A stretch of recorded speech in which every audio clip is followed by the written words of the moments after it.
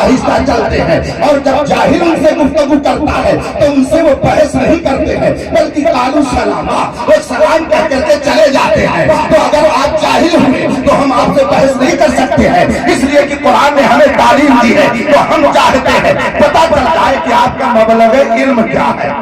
1.5 گھنٹہ تک جناب کا علمی جنازہ نکلتا رہا، اور جب زیادہ جوش دلایا گیا تو ہم نے دیکھا کہ جناب کے چہرے پر ہوائیاں اڑنے لگی۔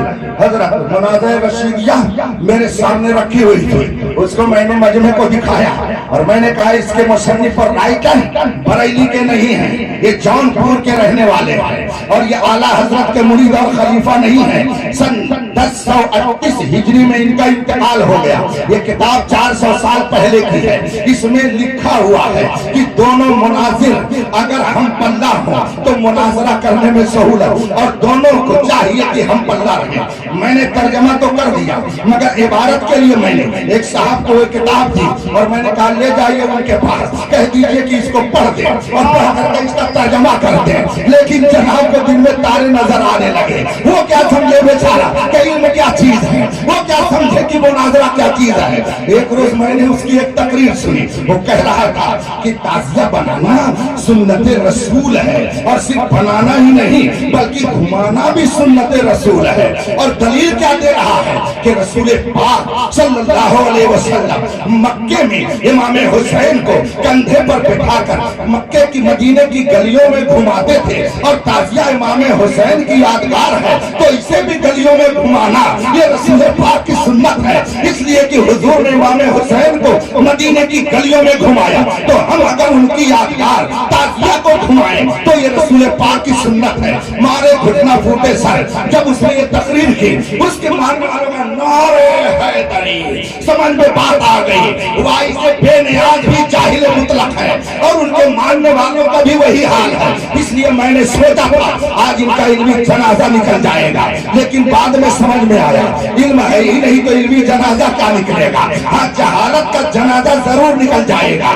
اب میں نے کہا ذرا یہ کتاب ان سے کہہ دیجئے پڑھ کر کے اس کا مطلب بتا دیں تاکہ لوگ سمجھ جائیں کہ اختر حسین قادری اپنی طرف سے نہیں کہہ رہا ہے بلکہ یہ لکھی ہوئی کتاب ہے، اس کو ماننا تو پڑے گا۔ لیکن جب آدمی اس کے پاس کتاب لے کر کے گئے کہتا ہے مجھے اس کی ضرورت نہیں ہے، کتاب اس نے واپس کر دیا، پھر دوبارہ لے کر کے گئے، دوبارہ واپس کر دیا، دوبارہ میں نے بھیجا، پھر واپس کر دیا۔ مجھے جلال آیا، میں نے کہا خدا کی قسم یہ اتنا بڑا بے علم ہے کہ اس کے پاس اتنی صلاحیت نہیں ہے کہ اس کتاب کو یہ پڑھ سکے، نہ اسے سمجھ سکے، نہ اس کو سمجھنے کی صلاحیت ہے، نہ پڑھنے کی صلاحیت ہے۔ جس کا یہ حال ہو وہ صحابہ پر تبرہ کرے، اس کو تو پانی میں شرم کے مارے ڈوب کے مر جائے۔ نعرہ تکبیر، نعرہ رسالت، مسلک اعلی حضرت علماء اہل سنت حضرت علامہ اختر حسین علیہ صاحب۔ اور اس کے بعد پھر جب بہت جھجوڑا کہ سند دکھاؤ بھائی، سند دکھاؤ، تو وہ بہت جھجوڑنے کے بعد جوش میں کہتا ہے یہ میں بھی سند لے کر آیا ہوں، لے جائیے ان کو دکھا دیجئے۔ میرے بغل میں مولانا شہزاد عالم صاحب استاد جامعۃ الرضا بریلی شریف بیٹھے ہوئے تھے۔ میں نے ان سے کہا ذرا دیکھیے تو انہوں نے ہنس کے کہا حضرت یہ تو عجیب سند پیش کر رہا ہے اپنے عالم ہونے کی۔ میں نے کہا وہ کیا؟ کہا ایک حفظ کی سند ہے اور ایک اردو ڈپلوما کی سند ہے، اس کے علاوہ اس کے پاس کوئی سند ہی نہیں ہے۔ میں نے کہا اللہ اکبر، ارے جناب اسی لیے تو آپ اتنی دیر سے سند نہیں دکھا رہے تھے، اس لیے کہ آپ کے پاس عالم کی سند ہے ہی نہیں، کیونکہ آپ نے پڑھا ہی نہیں ہے، آپ بے علم ہیں۔ بے علم سے مناظرہ کرنے کے لیے اختر حسین نہیں ہے، لاؤ کسی علم والے کو تو پتا چلے۔ مجبوراً اس کے صدر مناظرہ نے کہا ہم اعلان کرتے ہیں ہم نے جن کو مناظر بنا کے بھیجا تھا ان کے پاس کوئی سند نہیں ہے، وہ عالم نہیں ہے، اس لیے ہم ان کو ہٹا کر کے دوسرے کو لاتے ہیں۔ اللہ اکبر، اتنی ذلت و رسوائی اسے مجمع میں کل اٹھانی پڑی۔ میں نے دل میں سوچا جو صحابہ کی عظمت پر کھیلنے کی ناپاک کوشش کرتا ہے خدا اسے ایسے ہی اچھی جگہوں پہ بلا کے سخت نعرہ تکبیر، نعرہ رسالت، عظمت صحابہ۔ ہم نے جب تاریخ میں پڑھا وہ 27 سالہ نوجوان جس نے نبی کو قتل کرنے کا پلان بنایا، بہن بہنوں کو مارا، مگر قرآن کے علم نے اس کے دل کی دنیا کو بدل دیا۔ اور جب پہنچا اس نبی اعظم کی بارگاہ میں تو پھر کس شان سے واپسی ہو رہی ہے، گئے ہیں تو کیسے، نبی کی بارگاہ سے آ رہے ہیں تو کس شان سے۔ میرے مصطفیٰ حضرت سیدنا ارقم رضی اللہ تعالیٰ عنہ کے گھر کے قریب صفا پہاڑی کے پاس موجود تھے، اور جو مسلمان ہو چکے تھے ایک روایت کے مطابق 39 وہ سب اگل بغل قریب میں بیٹھے تھے۔ رسول پاک صلی اللہ علیہ وسلم نے جب دیکھا وہ نوجوان ننگی تلوار لے کر چلا آ رہا ہے، دیکھنے والے سہم گئے، اس لیے کہ وہ مکہ کا شیر تھا، بہت بڑا بہادر تھا، بہت طاقتور تھا، بہت جری اور بے باک تھا، اس کا دل بہت نڈر تھا، تبھی تو پیغمبر اسلام کے قتل کے لیے اس نے لبیک کہا تھا۔ لوگوں نے دیکھا تیور بدلا ہوا ہے، عرض کرتے ہیں لوگ یا رسول اللہ فلاں آ رہے ہیں، بڑی عجیب کیفیت ہے۔ اتنے میں میرے آقا صلی اللہ علیہ وسلم آگے بڑھنے لگے، وہ قریب آ رہے ہیں، ادھر سے رحمت الہی آگے بڑھ رہی ہے۔ حضرت ارقم تیزی سے آگے بڑھ گئے اور بڑھنے کے بعد فرماتے ہیں اے نوجوان فلاں، تیرے لیے خوشخبری ہے، تیرے لیے بشارت ہے۔ کہا وہ کیا؟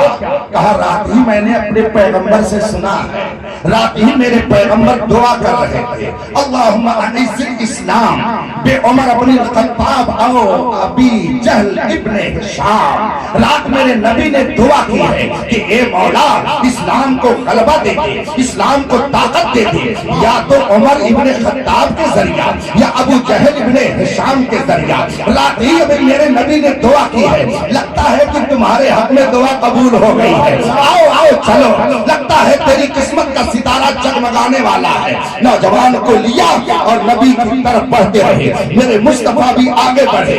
روایت میں آیا ہے کہ ایک دستے پاک سے میرے مصطفیٰ نے اس نوجوان کا دامن پکڑا اور دوسری دستے پاک سے اس کی تلوار کو پکڑا اور فرمایا کیا چاہتے ہو؟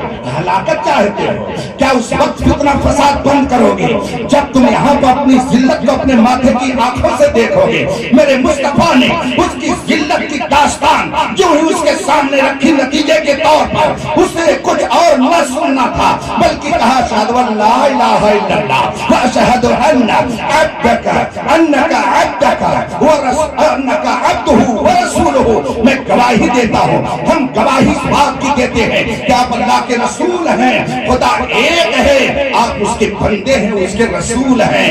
میرے مصطفیٰ نے جب اسے کلمہ پڑھایا اور تھوڑی ہی دیر کے بعد جب اس کے دل کی دنیا بدلی تو اب کہتا کیا ہے وہ نوجوان؟ آپ لوگ چپ کے کیوں رہتے ہیں؟ آپ لوگ خاموشی سے کیوں اندر رہتے ہیں؟ لوگوں نے کہا ہمیں ذرا خوف ہے۔ کہا کچھ نہیں، سب باہر نکلو، سب باہر نکلو، دو لائن لگاؤ، ایک لائن میں میں رہوں گا اور دوسری لائن میں یہ میرے مصطفیٰ کے چچا حمزہ رہیں گے۔ لائن لگاؤ سب لوگ۔ 39 کے بعد 40 ہوئے تھے، 20 کی لائن لگ گئی۔ ایک طرف وہ نوجوان ہے جو مکے کا شیر بن کر کے آگے کھڑا تھا اور دوسری طرف میرے مصطفیٰ کے چچا ہیں حضرت حمزہ ہیں، اور وہ نوجوان کہتا کیا ہے؟ چلو چلو لمبی لائن بنا کر کے چلو، اب چھپ کر کے اسلام نہیں رہے گا، اب ظاہر کیا جائے گا۔ دو لمبی قطار ہے، ایک طرف وہ نوجوان ہے جو مصطفیٰ کو قتل کرنے کے لیے چلا تھا اور دوسری طرف وہ ہے جو رسول پاک کے خاندان میں رسول پاک پر مر مٹنے کا جذبہ لے کر آگے کھڑے ہیں۔ یہ دو قطار چل رہی ہے، یہ کہاں جا رہی ہے؟ مسجد حرام میں۔ اور پھر جب مسجد حرام میں یہ دونوں قطاریں ایسی پہنچ گئی، دیکھنے والے ہکا بکا ہیں، یہ کیا ہو گیا؟ کل تو ابھی منصوبہ بنا تھا کہ ان کو قتل کیا جائے گا، آج قاتل تو ان کے دفاع میں آگے آگے ہے۔ یہ ہوا کیا؟ نظریں بدل گئی تو نظارے بدل گئے۔ آخر یہ ماجرا کیا ہے؟ کل تک جو قتل کرنے کے در پہ تھا، آج آج تو وہ اس کے دفاع میں پیش ہے. جب مسجد حرام میں لوگ پہنچ گئے, پتہ نہیں اس نوجوان بہادر کے دل میں, شیر مکہ کے دل میں کون سی بات آئی. اس نے کہا بیٹھو. اب ڈھونڈتے ڈھونڈتے ابو جہل کے گھر پہنچ گیا. ابو جہل اس کا سگا ماموں تھا, یاد رکھیے گا, مکے کے اس شیر کا ماموں ابو جہل سگا ماموں تھا. کہا کون؟ کہا فلاں. کہا کس لیے آئے؟ کہا دروازہ کھولو. مگر وہ ابو جہل جو بہت پھتورا بنتا تھا دروازہ نہیں کھول رہا, دروازہ نہیں کھول رہا. کہا بتاؤ کیا بات ہے؟ کہا سن, میں بھی اسی نبی عربی کا وفادار ہو چکا ہوں, تم کو جو کرنا ہے کر لینا. اب دوسرے کے دروازے پہ گئے جو بہت پھتورا بنتا تھا, کنڈی کھٹکھٹانے والا تھا, لیکن دیکھا کہ وہ باہر کھڑا. کہا سن, تو کل تک اس پیغمبر کو قتل کا منصوبہ بنا رہا تھا, سن لے یہ مسلمان ہو گیا, اب اسی نبی کا وفادار ہو گیا, جا جو کرنا ہوگا کر لینا. ڈر کے مارے اس نے جلدی سے دروازہ بند کیا, اندر چلا گیا. پھر تیسرے دروازے پہ وہ شیر گیا اور کہا سن لے یہ فلاں ہے, نبی کا وفادار ہو چکا ہے, جو کرنا ہوگا کر لینا. ایک آدمی یہ منظر دیکھ رہا تھا, اس نے کہا فلاں آخر یہ تم کیا کر رہے ہو دروازے, اپنے مسلمان ہونے کی خبر دینا چاہتے ہو؟ کہا اور کیا, اب مکے میں جس کو جو کرنا ہے کر لے. مکے کا یہ شیر اب میدان میں اس نبی کا وفادار بن کر کے آ گیا ہے. اب جو آنکھ ادھر اٹھے گی وہ آنکھ نکالی جائے گی, جو انگلی اٹھے گی وہ انگلی کاٹی جائے گی, جو قدم چلے گا اس قدم کو توڑ کر کے رکھ دیا جائے گا, جو ہاتھ اٹھے گا اسے توڑ کر کے رکھ دیا جائے گا. جس کو جو کرنا ہو آؤ, شیر مکہ میدان میں آ چکا ہے. ایک آدمی کہتا ہے کہ نہیں, گھر گھر جا کر کے سب کو بتانے کی ضرورت نہیں ہے. وہ دیکھ فلاں آدمی بیٹھا ہے نا, اس کے پیٹ میں کوئی بات بچتی نہیں ہے, اس کا ہاضمہ بڑا کمزور ہے, جا اس سے بتا دے, ابھی سب جان جائیں گے کہ تو مسلمان ہو گیا ہے. چنانچہ اس نوجوان نے اس سے جا کے کہا سن, جو کرنا ہوگا کر لینا, میں مصطفیٰ کا وفادار ہو گیا ہوں, اب جو تم کو کرنا ہوگا کر لینا, میں اس نبی کا کلمہ پڑھنے والا ہوں. اچھا تم نے بھی اس نبی کا کلمہ پڑھ لیا؟ کہا ہاں, جو کرنا ہوگا کر لینا. اب اس نے ایک جگہ سے چیخ کر کے مکے کے لوگوں کو بتایا, ارے غضب ہو گیا, جس پر تمہارا بھروسہ تھا وہ تو مصطفیٰ کے قدموں میں چلا گیا. اب کون ہے جو تمہاری طرف سے مقابلہ کرے گا؟ تمہارا شیر اب نبی کا شیر ہو گیا ہے. پورے مکے میں خبر پھیل گئی. میں نے جب تاریخ پڑھی تو مجھے حیرت ہو رہی ہے کہ مکے کا اتنا بہادر نوجوان اور اتنی جلدی سرنڈر ہو گیا اس نبی کی بارگاہ میں کہ نبی کو نہ تلوار چلانی پڑی, نہ تیر چلانی پڑی, نہ جنگ کرنا پڑا, اور وہ نوجوان جو بڑا بہادر وہ مصطفیٰ کے قدموں میں آ گیا. آواز دی تاریخ نے کہ دیکھو جو مصطفیٰ کا شیر ہوتا ہے وہ مصطفیٰ کا تو غلام ہوتا ہے, مگر اوروں کا وہ امام ہوتا ہے. جو نبی کا غلام ہوتا ہے وہ دنیا کا امام ہوتا ہے. اب یہ مکے کا شیر یہ مصطفیٰ کا شیر کہلائے گا. حضرت نے جب 2 روز پہلے مجھے بتایا, میں نے عرض کی کہ کس موضوع پہ بولنا ہے, تو کہا حضرت فاروق اعظم پر. اور اس سے پہلے میں نے سن رکھا تھا کہ جن کا عرس ہے ان کو لوگ بنارس میں شیر بنارس کہتے ہیں. جو دل نے کہا خون نے اثر کیا ہے, وہ خون نے اپنا رنگ دکھایا ہے. مکے کے شیر نے بنارس میں اپنے لختے جگر شیر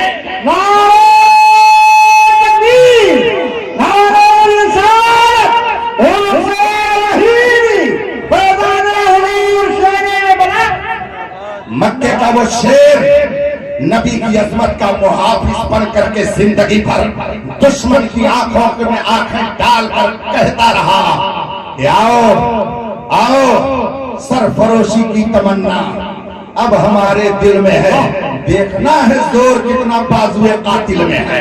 جب یہ جرأت و بہادری دکھائی, جتنے مکے کے شیر تھے سب شیر مصطفیٰ کے سامنے گیدڑ بن گئے, سب گیدڑ بن گئے. اسی طریقے سے جب اس شیر مکہ نے بنارس میں اپنے تخت جگر کو شیر بنارس بنا کر کے بھیجا تو جتنے بدعقیدہ تھے سب لومڑی بن گئے. حمیدیہ کے ذریعہ ایک سے ایک شیر تیار ہوتے رہے, اور سب یہ کہتے ہیں سنو کان کھول کر کے یہ مصطفیٰ کے وہ وفادار ہیں کہ جو جان مانگو تو جان دیں گے, جو مال مانگو تو مال دیں گے, مگر نہ ہو سکے گا ہم سے نبی کا جاہو جلال. میرے بھائیوں، جامعہ حمیدیہ آپ کو فاروق اعظم کا واسطہ دے کر پکار رہا ہے کہ یہاں سے مصطفیٰ کی عظمت کے محافظ پیدا ہو رہے ہیں، یہاں سے صحابہ کی عظمت کے محافظ پیدا ہو رہے ہیں۔ لوگوں نے پوچھا اس دور میں صحابہ کی عظمت کا محافظ کون، اہل بیت کی عظمت کا محافظ کون، ائمہ مجتہدین کی عظمتوں کا نگہبان کون، رسول پاک کی عظمتوں کا ترجمان کون، رب قدیر کی تقدیس کو بیان کرنے والا کون؟ لوگوں نے کہا اس کا نام تو بڑا مشہور ہے۔ کہا کیا؟ کہا لوگ روز کہتے ہیں ڈال دی قلب میں عظمت مصطفیٰ سیدی اعلیٰ حضرت پہ لاکھوں سلام۔ اس کا مطلب ہے وہ عظمتوں کا نشان ہے، وہ عظمتوں کی حفاظت کا ترجمان ہے، اور جو اس کے نقش قدم پر چلیں وہ بھی اس کی برکتوں سے نگہبان عظمت مصطفیٰ ہیں، اس لیے کہ اس نے بتایا ہے تیرے غلاموں کا نقش قدم ہے راہ خدا، وہ کیا بہت سکے جو یہ سراغ۔ نعرہ تکبیر، نعرہ رسالت، بس بتے اس ادارے کو دن دونی رات چگونی ترقی عطا فرمائے۔ حضرت پیارے بھی نام بھی ماشاءاللہ، کوئی اگر دشمن پہ ہوگا تو پیارے ہی کہہ کر کے بلائے گا، سبحان اللہ، پیارے ہی کہہ کر کے بلائے گا، عداوت بھی کرے گا تو پیارے ہی کرے گا۔ وہ ہے حضرت پیارے نائب کی ذات، رب قدیر ان کی حفاظت فرمائے، ادارے کی حفاظت فرمائے، جتنے مدارس اہل سنت ہیں سب کی حفاظت فرمائے، اور پورے ہندوستان کی علماء کا سرپرست، مدارس کا روحانی سرپرست، پورے ہندوستان کے علماء، استاد یا دادا یا پردادا استاد، اعلیٰ حضرت کے مسلک کا بے باک ترجمان، عظمت مصطفیٰ کا نگہبان، شہزادے صدر الشریعہ، ممتاز الفقہاء، سلطان المناظرین، حضور محدث کبیر کو اللہ سلامت، آمین آمین۔ اس لیے کہ اس بڑھاپے میں بھی جوانوں کو مات دے کر کے جو برق کی طرح بجلی کی طرح پوری دنیا میں چمکتا ہے، اور دشمنوں کی آنکھ میں آنکھیں ڈال کر کے جو بات کرتا ہے اس ذات کا نام محدث کبیر۔ وآخر دعوانا الحمدللہ رب العالمین۔ السلام علیکم۔ مصطفیٰ جانے رحمت لاکھوں سلام۔